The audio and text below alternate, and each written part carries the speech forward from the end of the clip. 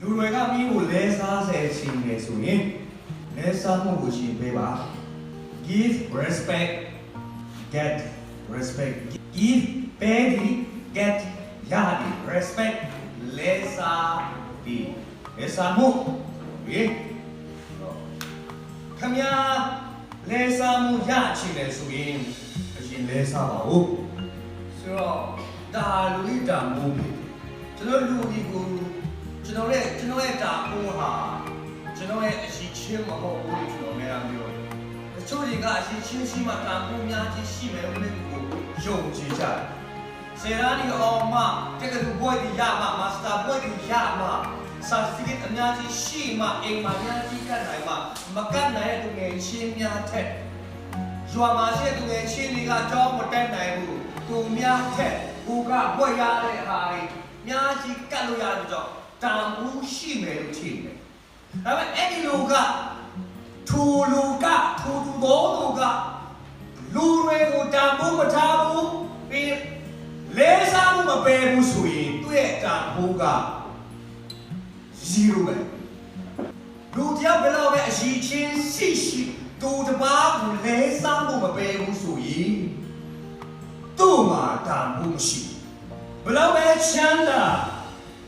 ဘယ်လောက်ပဲယာထိုးကြီးသူတစ်ပါးကိုလဲစားမှုမပယ်ဘူးဆိုရင်သူ့ရဲ့ချမ်းသာမှုသူ့ရဲ့ပညာရှိ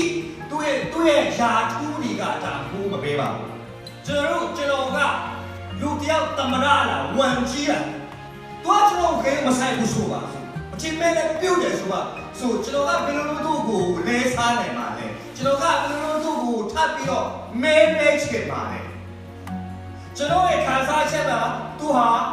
ဘာမှမဟုတ်တဲ့တော့ကြောင့်သူ့ကိုကျွန်တော်ကဘယ်တော့မှမဲပြန်ပေးတော့မှာမဟုတ်ဘာဖြစ်လဲသူကကျွန်တော်ကိုလဲမလဲစားတာကိုအဲ့ဒါကြောင့်ကျွန်တော်ကသူ့ကိုမဲမပေးတော့ဘူးဘာဖြစ်လဲသူဒီကျွန်တော်တို့တာဖို့မရှိတော့သူရဲ့ယာအထူးကတော့တမရဖြစ်ကောင်းဖြစ်နိုင်တယ်ဝန်ကြီးဖြစ်ကောင်းဖြစ်နိုင်တယ်ဒါပေမဲ့ကျွန်တော်အတွက်ယာအထူးကတာဖို့မရှိဘူးကျွန်တော်အတွက်တာဖို့ရှိရတာကသူဤလဲစားမှု